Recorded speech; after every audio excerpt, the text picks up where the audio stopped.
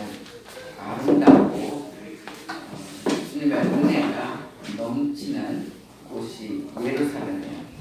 근데 저희들에게 정말 6주년을 우리가 하나님을 섬기고 한국교회 그랬다고 하나님이 생일 선물로 교회를 주신 거예요. 근데 거기가 희한하게도 그 창립 예배 날이 우리랑 같아요.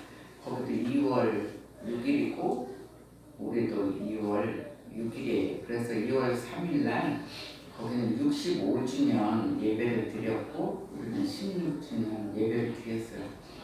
그러니까 그것도 갖고 또 성소에 들어가면 하얀 십자가가 있어요. 대부분 나무색인데 저희도 기도해서 흰 십자가를 하나님이 보여주셨거든요. 근데 거기도 아마 목사님이 그랬나 봐요. 그래서 많은 것들이 이어지고 있어요. 이어져서 기도하다 보니까 우리가 여기서도 충만했지만 그곳에 새 예루살렘 성에 가듯이 그 성소에 가서 예배를 드려라 이런 마음의 감동을 주셨어요. 그래서 그렇다면 하나님의 성 예루살렘은 어떤 곳인가, 우리가 또 어떻게 가서 어떻게 해야 되는 곳인가, 이것을 주님께서 오늘 말씀해 주고 있어요. 국가적으로는 물론 3.1절이었어요. 정말 조상들이 고생했기 때문에 우리가 이렇게 또 정말 평안하게 이렇게 예배도 드리는 거예요. 나라가 없으면 예배도 드릴 수가 없고 공산권이 돼도 예배를 드릴 수가 없어요. 그리고 일제 남의 나라에 또 속박되면 그것도 마음대로 할 수가 없어요. 그래서 정말 우리는 국가도 하나님께서 지켜주셨고 또 교회도 하나님께서 끌고 나가시고 인도하시는구나 이런 것을 느꼈어요. 그래서 여기서도 우리가 열심히 일했지만 거기 가서 한 명 한 명 정말 믿지 않는 자들을 믿게 만드는, 그게 말하자면 사망에서 생명으로 옮기는 일이에요. 굉장히 귀한 일이에요. 그래서 우리가 그런 마음으로 이제 성소에 들어가면 좋겠어요. 그래서 오늘 예배 끝나고도 또 기도하고 또 마음으로 기도를 하고 이제 갔으면 좋겠어요. 그래서 본 시편은 하나님의 거룩한 성인 시온을 찬양하고 있어요. 그래서 이 시는 찬양시에 들어가요. 어떤 건 뭐 감사시 뭐 여러 가지 있는데 이거는 하나님을 그 거룩한 성 시온을 찬양하는 것이다. 그래서 찬양시예요. 그 시온이란 예루살렘 성을 뜻하고 있어요. 근데 시온, 우리는 시온 그런데 원래 원어는 치온이에요. 한번 따라해서 치온. 예, 이스라엘 사람들은 시온하면은 얘네들 지금 무슨 얘기하나 그렇게 몰라요. 근데 치온하면 자기네 그 시온 얘기하는 거 이렇게 알고 있어요. 그래서 우리가 아는 이 시온은 치온이에요. 그거는 예루살렘 성을 또한 뜻하고 있어요. 거기가 해발 약 780m에 있는 고원지대예요. 그러니까 아주 높지는 않아요. 근데 이 시온이라는 시온의 뜻은 하나님의 임재를 뜻하고 있어요. 하나님이 함께 계시다, 하나님이 계시는 곳이다, 이것을 시온이라는 뜻에 합당하게 있어요. 그리고 넓은 의미에서는 하나님의 백성이 하나님의 통치에 순복하는 이상적인 세계를 뜻하고 있어요. 그러니까 우리가 예수 그리스도를 믿기 때문에 하나님의 통치에 순종하며 살아야 된다, 이런 뜻이 넓은 의미에서는 있다는 거예요. 그리고 시온에 거하는 하나님의 권능 또 은혜, 그것을 찬양하고 있어요. 시온에는 지금도 그래요. 그 시온에 거기 가면 하나님의 권능이 느껴져요. 이렇게 성소마다 이렇게 기도할 때 한국에서 기도하는 것도 달라요. 여기서도 굉장히 은혜 받지만 거기서 깊이 기도하면 하나님 임재가 정말 느껴져요. 그래서 하나님의 권능 또 은혜를 뜻하기 때문에 주님께 찬양을 올려드리는 오늘 찬양시예요. 그렇다면 이 시대를 사는 저희들에게 주시는 첫 번째 메시지는 너희는 거룩한 성에서 주님을 찬양하라 그랬어요. 그래서 거룩한 성, 예루살렘 성에서 주님을 찬양하라는 거예요. 우리는 이 교회가 말하자면 예루살렘 성이나 마찬가지예요. 그래서 너희는 찬양하라 이렇게 얘기하고 있어요. 1절 한번 읽어주세요. 여호와는 위대하시니 우리 하나님의 성 거룩한 성에서 지금쯤 찬양하시리로다. 예, 여호와는 위대하시니 하나님의 성 거룩한 산에서 극진히 찬양 받으시리로다 이렇게 얘기하고 있어요. 이분은 위대하시기 때문에 찬양을 받기에 마땅하다는 것을 얘기하고 있어요. 근데 이 시대가 어떤 시대냐면 이 시는 대적 아수르 왕 사네립하면 굉장히 악한 왕으로 돼 있어요.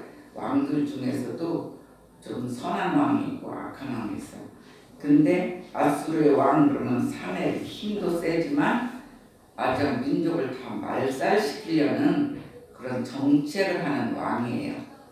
우리 3.1절 운동했지만 일본도 그랬잖아요. 일본도 한국을 완전히 없애고 한국말도 못하겠잖아요. 정말 일본말하고. 그 시대가 저희 아버지 시대예요. 아버지 시대는 이름도 다 바꾸겠어요. 우리 이름이 아니에요.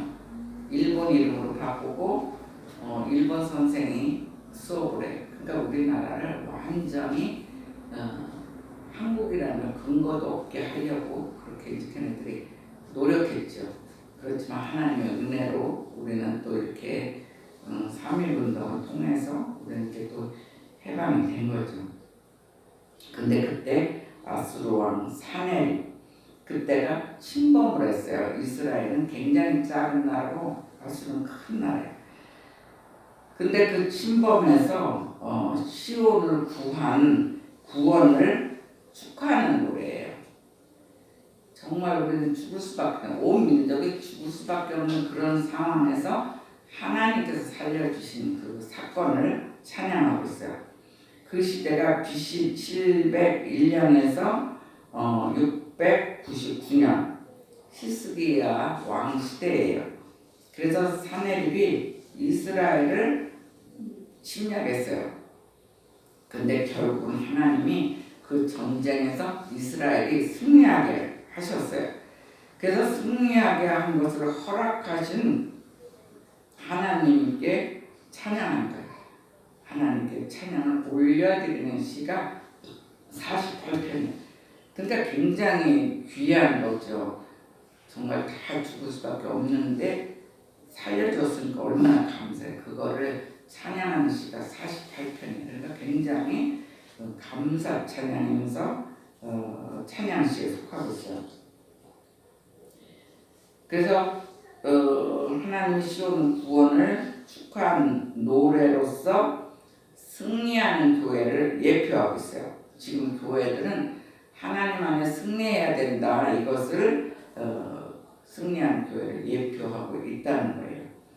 그래서 거룩한 산 시온으로 알려진 예루살렘은 실제 가봐도 아름다워요. 굉장히 아름답고 평화스러운 도성이라는 것을 얘기하고 있어요. 거기 실제 가면 굉장히 아름답고 공기도 좋고 지금 요새는 공기도 안 좋대. 거기 사막 같은 데 가면 마스크하고 가야 된다고 그러더라고요. 요새 갔다 온 사람들이 지금 미세먼지 뭐 이런 것이 겉가지고 해서 도시는 괜찮은데 광야로 가면 지금 마스크 안 했다가 갔다 온 사람들 다 지금 병 걸려 있다고 얼마 전에 동창회 했더니 거기 갔다 온 목사님들서부터 성도들이 다 막 목감기처럼 아팠다고 그래요. 근데 사실 그 위에 예루살렘 성은 성전들은 굉장히 아름다워요. 거기 아름답다고 써 있어요. 2절 한번 읽어보세요. 2절이 어떤가? 터가 높고 아름다워 온 세계가 즐거워하며 큰 왕의 성고 국방에 있는 시온산이 들어가리라. 예, 터가 높아야 높고 아름답다고 분명히 표현하고 있어요. 그래서 하나님께서는 유대인이나 이방인들의 모든 사람들의 하나님이라는 거예요. 거기는 지금도 모든 세계에 가서 한 번씩 보고 오잖아요. 그리고 위대하신 하나님은 예루살렘 성전 예배를 통해서 찬양을 받으신다는 거예요. 그래서 지금도 이스라엘 거기서 예루살렘 성전에서 예배를 받으시지만 우리는 각 교회에서 하나님께 예배를 주님을 받으신다는 거예요. 그래서 예루살렘은 큰 왕이신 하나님의 성이요 터가 높고 아름답기 때문에 온 세계에 기쁨을 준다 이렇게 얘기하고 있어요. 그래서 하나님은 지금의 산돌교회 예배를 통해서 찬양을 받으신다는 거예요. 오늘은 특히 어린이들이 찬양했잖아요. 근데 여기도 하나님의 성전이면 이게 다 예루살렘 성전이 마찬가지예요. 예루살렘이 본성이면 여기는 이게 지점처럼 그런 거예요. 근데 오늘은 특히 어린이들이 찬양했어요. 그래서 우리의 예배를 통해서 또한 찬양을 받으신다고 분명히 얘기하고 있어요. 그래서 교회는 가정이나 일터나 나라, 더 나아가서 온 세계까지 승리의 기쁨을 주어야 한다는 거예요. 그래서 우리 산돌교를 통해서 가정이 승리하고 또 일터, 또 나라까지 승리의 기쁨을 주어라 이렇게 오늘은 얘기하고 있어요.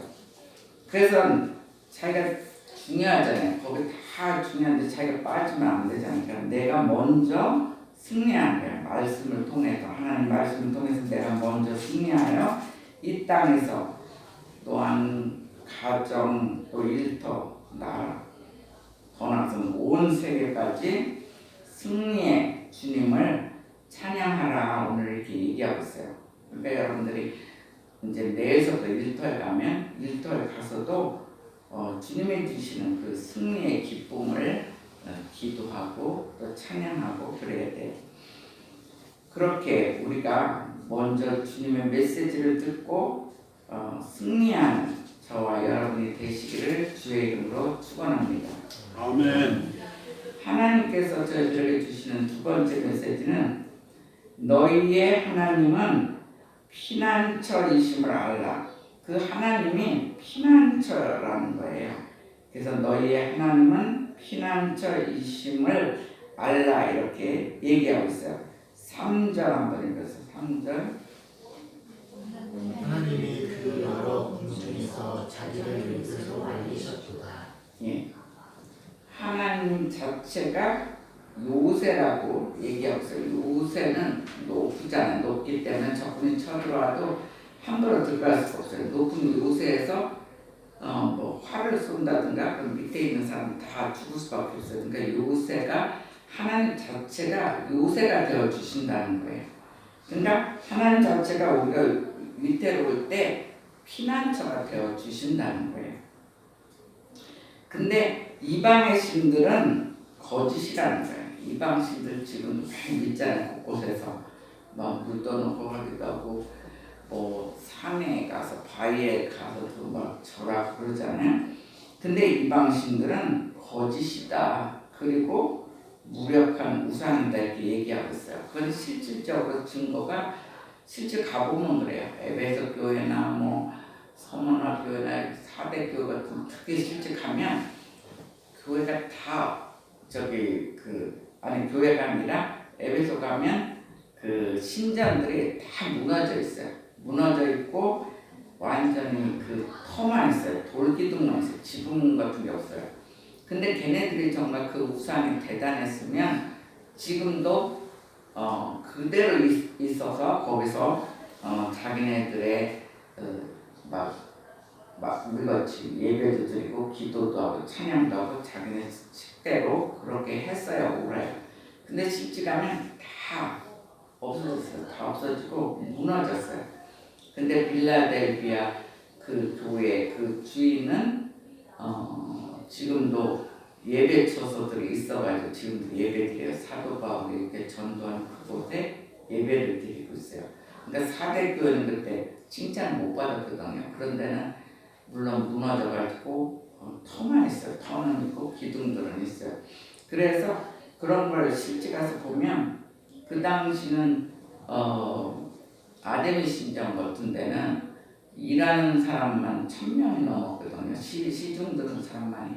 그럼 얼마나 많은 사람이 와서 우상들한테 절하고 그랬던 곳이에요. 근데 지금은 하나도 뭐 지붕에 싹 없어지고 기둥들만 있어요.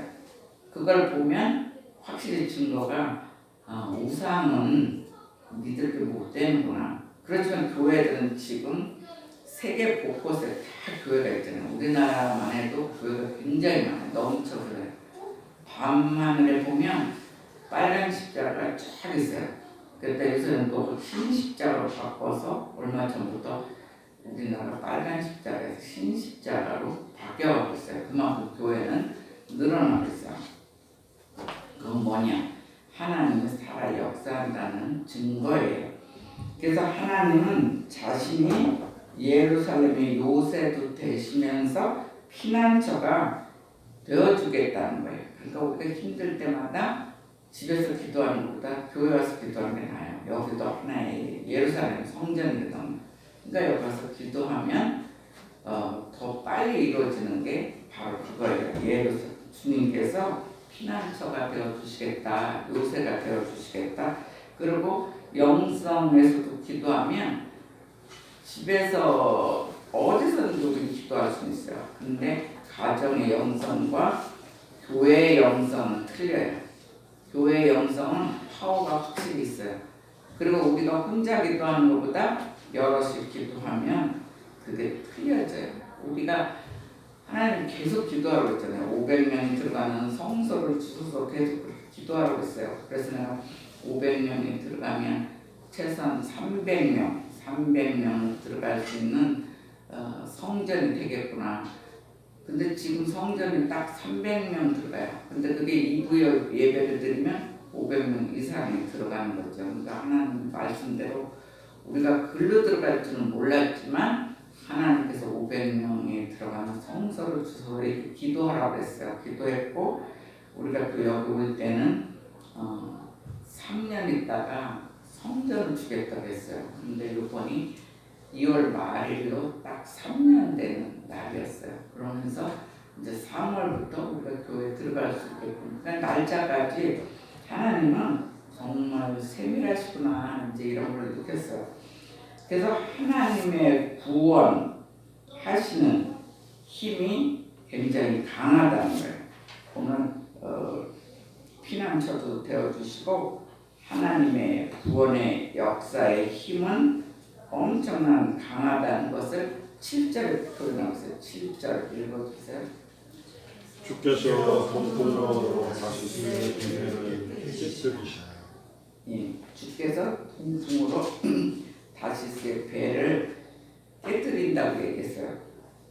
이 동풍은 얼마나 뜨거운 열기인지 동풍이 그 당시 확 불으면 모든 식물들이 타서 말라 죽어요. 우리 웬만큼 뜨거워도 우리나라 식물들이 살잖아요. 근데 동풍이 불기 시작하면 모든 식물이 다 타고 없어지는 거예요. 그 정도로 굉장한 동풍을 통해서 다시스의 배, 그러니까 얘네들이 아수르 애들이 지금 쳐들어왔잖아요. 쳐들어왔는데 다시스의 배를 깨뜨려 버린대요. 그것도 동풍으로. 그러니까 뜨거운 열기로 이렇게 해가지고 다시스는 원래 타르시시라고 해요. 한번 따라해서 타르시시. 예, 타르시시는 그 페니키아인들의 배예요. 근데 그 배는 규모가 굉장히 커요. 크고 견고하고. 그래서 그 당시는 최상의 배라고 했어요. 그런 정도 배는 막 뒤집히지도 않고 엄청난 배를 그 다시스의 배라고 해요. 타르시시. 그 배를 타고 지금 오는 거예요. 점령하러 이스라엘을 완전히 도착해서 제대로만 했으면은 아수르 사내립이 이스라엘 정도는 완전히 포위해서 죽일 수가 있어요. 근데 하나님께서 얘네들은 기도했겠죠. 나라가 위기가 있는데 어떻게 기도를 안 하겠어요? 3.1 운동도 굉장히 기도한 거예요. 선조들이 기도했기 때문에 기도로 하나님이 이뤄준 거예요. 여기서도 기도하면서 하나님께서 함께 하셔요. 동풍 뜨거운 열기를 통해서 이 튼튼한 배가 완전히 무너지게, 완전히 깨지게, 완전히 깨틀어지게 만들었다는 거예요. 근데 굉장하잖아요. 우리 배도 웬만해서는 깨지지 않아요. 근데 얼마나 동풍이 세고 그것도 뜨거운 공기였으면 이 배가 다 이렇게 파손되게끔 깨지게끔 하나님께서 하셨다는 거예요. 근데 이스라엘 도착하기 전에 다 깨버린 거예요. 깨니까 승리한 거예요. 근데 하나님의 역사는 진짜 몰라요. 우리도 성전을 주실 것이다. 그런데 진짜 우리 이름으로는 안 되지만 성전을 분명히 주셨잖아요. 그러니까 우리가 어디로 갈지 한치앞을 사실 몰라요. 모르는데 이 한 가지 한 가지가 주님이 운행하신 거예요. 그날도 그 교수님이 얘기하는데 거기 내가 햇빛이면 껴있고 그분은 또 이쪽에서 교회를 한 팀이 바로 그것도 한 팀이 바로 나간 거예요. 그러니까 어떻게 되냐면 12월 말로 일단 계약이 다 끝났어요. 끝났는데 우리 들어가기 바로 며칠 전에 한 팀이 조금 잘돼서 나갔대요. 나가니까 우리 자리가 생긴 거예요. 그러니까 하나님이 하신 거지. 우리가 일부러 막 이렇게 하려고 할 수가 없고 또 이게 또 더 길어질 수도 있는데 그건 막 장로 투표했어요. 그러니까 그가 크면 장로 투표가 한 번에 끝나는 게 한 3번이야. 3번을 이렇게 이제 실격이 되고 또 이렇게 막 거기서 뽑힌 사람들 이렇게 해서 맨 마지막 한 3번 정도 해서 뽑거든요. 근데 장로 투표하고 막 공사하고 막 여러 가지 일들이 막 장례까지 막 정신이 없는데 우리를 빨리 이렇게 해준 것도 기적인 거예요. 근데 월요일날 지난 월요일이었어요. 월요일인데 월요일날 부목사님 다 쉬거든요. 근데 전화 올 수가 없는데 전화 왔어요. 부목사님한테. 왜요? 그랬더니 그 담임 목사님이 실제 전화를 하셨대요. 전화해서 여기 어떻게 다 해결됐냐고. 그래서 요새 교회 사정도 바쁘고 그래서 아직까지 연락이 못했다고 그랬더니 오늘 좀 연락하라고. 그 교회가 언제부터 와야지 편한지 빨리 해서 처리를 하라고 담임 목사님이 월요일날 갑자기 목사님도 너무 바빠. 이제 4월에 그 교회에서 노예를 하거든요. 4월 초에.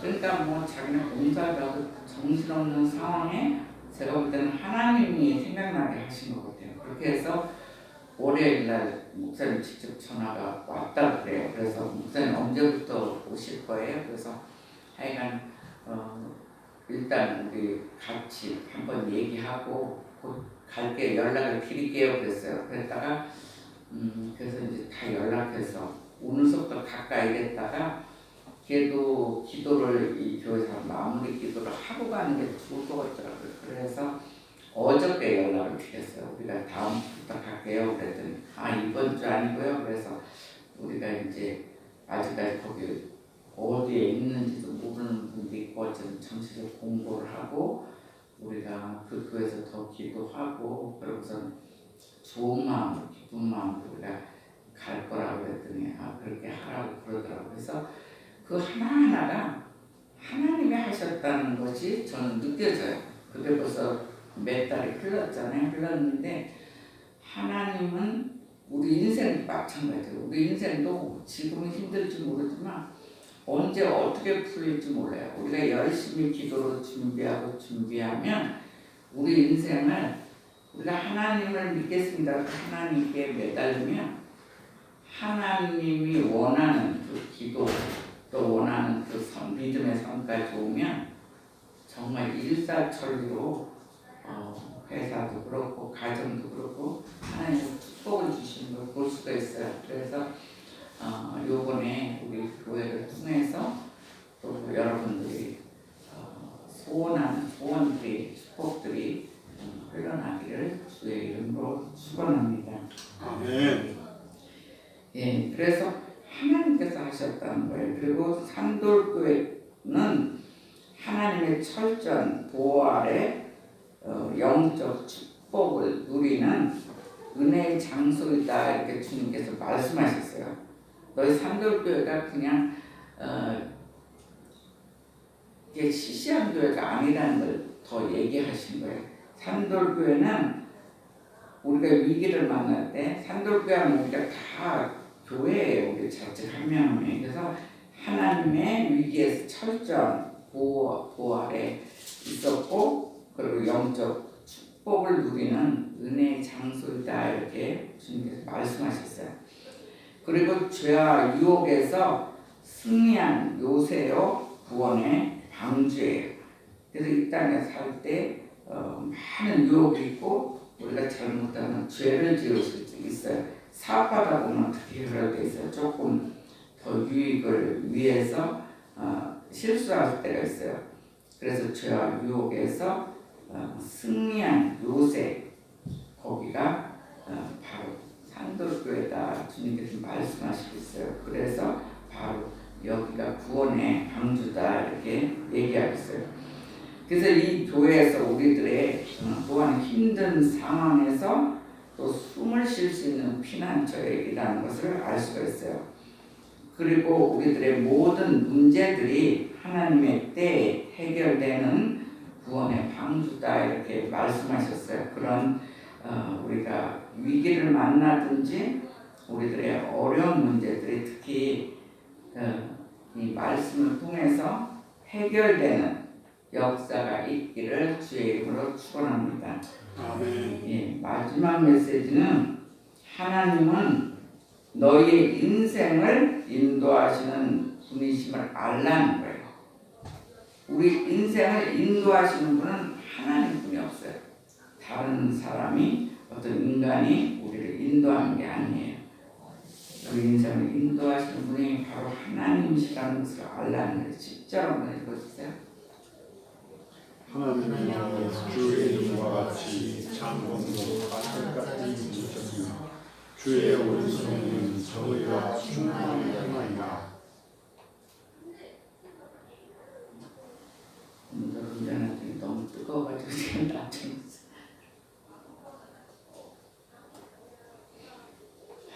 오늘 막 아침 깼더니 감기가 왔는지 계속 콧물 나고 그랬어요. 그래갖고 찬양할 때까지 그랬어요. 그래서 오늘도 설교하는 사람이 콧물 흘리면 진짜 힘들거든.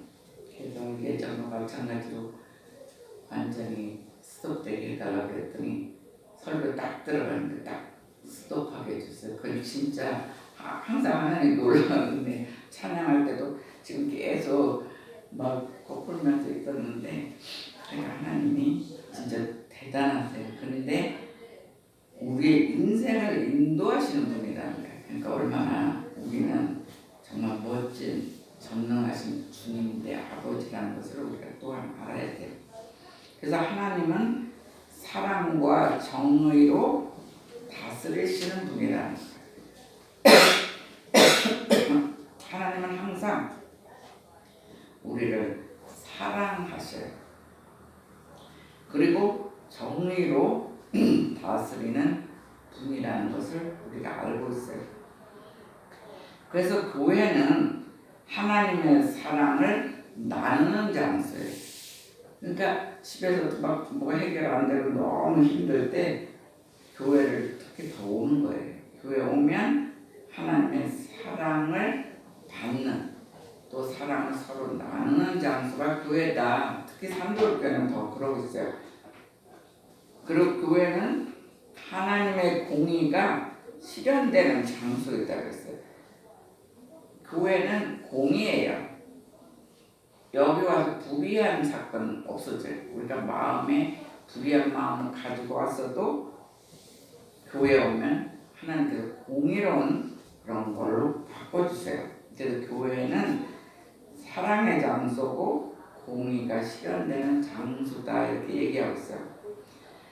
그렇기 때문에 하나님은 세상에서 일하시지만 특히 하나님의 백성을 통해서 사랑과 정의를 실현하신다는 거예요. 하나님은 혼자 일할 수도 있어요. 뭐 어떤 나라에서가 아니라 세계를 혼자서 운행할 수 있어요. 그렇지만 하나님의 백성, 하나님의 자녀를 통해서 같이 사랑과 정의를 실현하고 싶어 하시는 분이라는 거예요. 우리가 자녀를 키울 때 어떤 일을 맡겼을 때 부모가 혼자 할 수 있어요. 어려운 일이 아니기 때문에 충분히 부모가 다 해줄 수 있어요. 100%.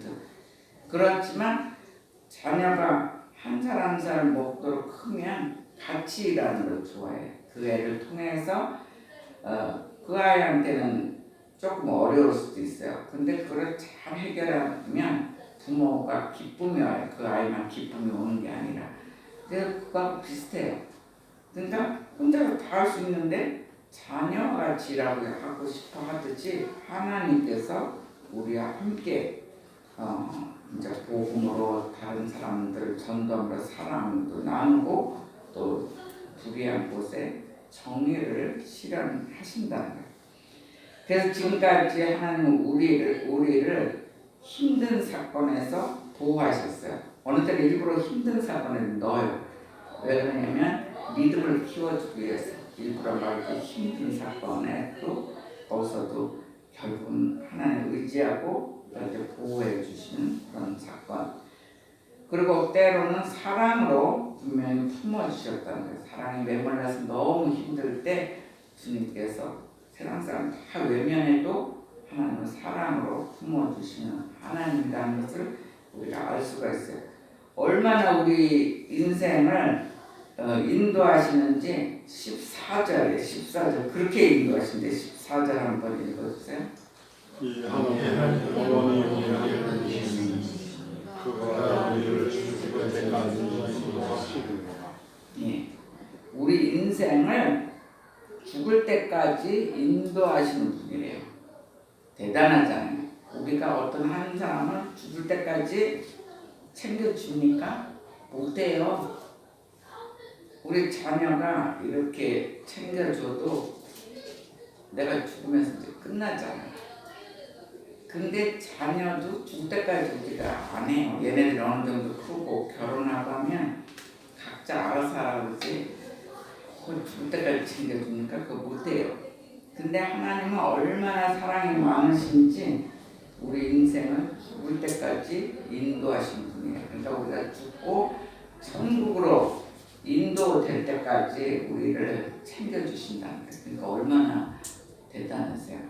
대단한 부모가 우리를 챙겨도 대단한데 전능하신 분이 우리 인생을 그렇게 돌봐주신다는 거예요. 인도하신대요.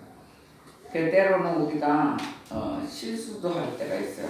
그리고 죄를 지을 때도 있어요. 근데 버리시는 분이 아니라는 거예요. 그 대신 회개해야 돼요. 우리가 막 그냥 또 죄짓고 또 조금 더 죄짓고 그러면 죄를 반복하면 언제나 큰 매를 맞아요. 우리가 자녀 키울 때 그랬잖아요. 얘가 자꾸 같은 죄를 이거 안 했으면 좋겠는데 또 죄짓고 죄지면 부모가 혼내키든지 회초리를 드는 거와 마찬가지로 우리가 같은 죄를 계속 짓는 죄를 고범죄라고 하거든요. 그러니까 고범죄는 걔가 자기가 토한 거 또 먹고 다시 토하고 뭐 이런 죄. 그러니까 얼마나 더럽고 괴로운 죄입니까? 근데 우리가 회개하면 하나님께서 다시 돌봐주신다는 거예요. 우리가 그때 그냥 계속 죄질하는 건 아니에요. 죄를 회개하면 하나님의 사랑의 품으로 다시 들어가게 해주신다는 거예요. 회개하고 사랑의 품으로 들어가면 그때서 하나님은 우리를 죽을 때까지 돌봐주신대요. 그리고 다시 주님을 만날 때까지 영영이 보호하시고 결국은 소망의 항구로 인도하신다 그래요. 그래서 우리가 우리 마음대로 사는 거하고 하나님 뜻대로 사는 거는 엄청난 차이가 나요. 때로는 막 우리가 그 분야에 지식이 많고 똑똑하게 느껴서 자기 힘으로 막 할 때도 있어요. 그렇다고 우리가 뭐 멍하고 몰라는 건 아니에요. 근데 하나님께 의지하고 나간 사람, 자기 지식대로 막 하는 사람 5년, 10년이 틀려져요. 하나님께서 함께한 것은 자기가 지식이 없어도 거기에 필요한 지식이 많은 사람을 붙여줄 때도 있어요. 그렇게 해서 하나님께 순종하고 가는 사람은 결론은 굉장히 엄청난 차이가 나는 걸 볼 수가 있어요. 그래서 결국은 소망의 항구로 우리를 인도해 주신 하나님이라는 것을 우리가 알라는 거예요. 그래서 우리는 이제 성령의 씨 뿌림을 하라는 거예요. 성령의 씨 뿌림. 그리고 하나님과 동행하는 중에 반드시 전도의 열매를 맺는다는 거예요. 우리는 계속 한 사람 한 사람 우리가 기도했잖아요.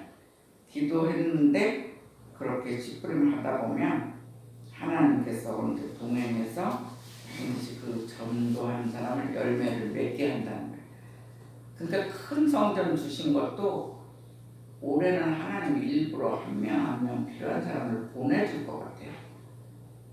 그래서 오히려 우리가 그동안 기도했던 사람들 이제 보내주고 또 하나님 꼭 여기서 커야 되겠다 하는 사람들도 하나님이 일부러 그 교회로 오게끔 또 하실 것 같아요. 그렇지 않고는 성전은 그렇게 큰 걸 줄 필요가 없어요. 여기서 그냥 조금 1.5배만 커도 우리는 충분한데 300명 들어가는 데를 줬으면 적어도 100명 주는 거 아닌가 뭐 이러면서 하여간 저는 혼자 기대하고 있어요. 그렇다고 막 욕심내지는 않아요. 욕심내는 건 없어요. 왜냐하면 많이 올수록 진짜 제가 얼마나 아까 기도에서도 날마다 기도하라고 했잖아요. 목사님, 두 목사님이 자기네들을 위해서 날마다 기도하라고 하는데 정말 아침 저녁으로 기도를 해요. 근데 여러분들은 저를 위해서 아침 저녁으로 기도합니까? 아까 그거 하는데 나는 사실 하고 있는데 본인은 정말 하나 그걸 패션하고 싶은데 반대로 들었어? 네, 성도들이 목사님들을 위해서 매일매일 가족 기도해주시 기도하라고. 내가 어떻게 그렇게 들었어? 거꾸로? 그럴 리가 있나요? 그래서 난 그 거꾸로 들어서 그랬나 봐 그랬어. 그렇다면 진짜 더 감사하고요. 근데 진짜 계속 아침 저녁으로 기도하고 있어요. 여러분들을 위해서. 그리고 막 힘들 때는 더 기도하고 아픈 사람 보면 명령 기도까지 하고 막 이래요. 그래서 정말 여러분들이 기도하는 것도 느끼긴 느껴요. 여러분들이 기도하니까 제 다리 힘이 많이 좋아졌어요. 붓는 거는 비슷한데 붓다가도 빨리 깔아져요. 그래서 거기 가면 최소한 30분 설교, 40분 설교는 제가 할 수 있을 것 같아요. 그래서 지금 이쯤 되니까 하나님이 서서 할 수 있으니까 또 보내주는구나, 이것까지 또 챙기는구나. 그래서 여러분들이 정말 기도를 열심히 해줬구나 이런 것도 이제 느끼고 있어요.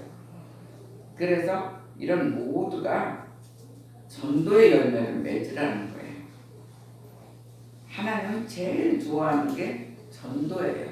하나님의 마지막 소망이 전도예요. 그래서 우리나라뿐만 아니라 세계가 하나님 자녀가 되기를 원해요. 여기가 에덴 동산처럼 되기를 원하는 거예요.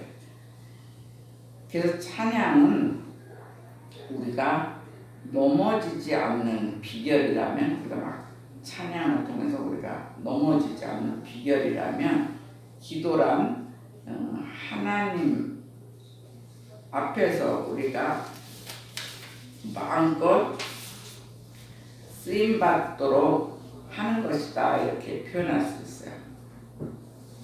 그러니까 딱 우리가 기도를 열심히 하는 게, 하나님 저를 마음껏 쓰시옵소서. 여러분들도 기도할 때 어떻게 기도하냐면, 이 사람을 하나님께서 귀하게 쓰시옵소서 이렇게 기도해요. 저는 그렇게 기도해요. 다 그렇게 기도하는 게 없어요. 자녀들 기도할 때도 그랬어요. 이 아이를 하나님 정말 하나님 귀하게 쓰시옵소서 그랬어요. 그렇게 기도했더니 진짜 귀하게 쓰고 있잖아요 지금. 그래서 여러분들도 기도란 하나님께서 마음껏 쓰임 받도록 만드는 것이라는 거예요. 그래서 우리 인생을 전도의 열매를 가지고 아주 주님께 영광 돌리고 찬양을 올려드리자는 거예요. 19년도는 특히 그랬으면 좋겠어요. 그래서 우리가 많은 사람을 진짜 전도하고 싶었던 사람들, 자기가 사랑하는 부모나 형제들이 있잖아요. 또 친구들까지 우리가 전도해서 하나님께 영광을 돌리고 하나님도 제일 좋아하는 그런 열매니까. 그래서 주께 영광을 올리고 찬양을 올리는 이런 귀한 하나님의 사람들이 되시기를 주님의 이름으로 축원합니다. 아멘. 여러분들이 먼저 기도해 주세요.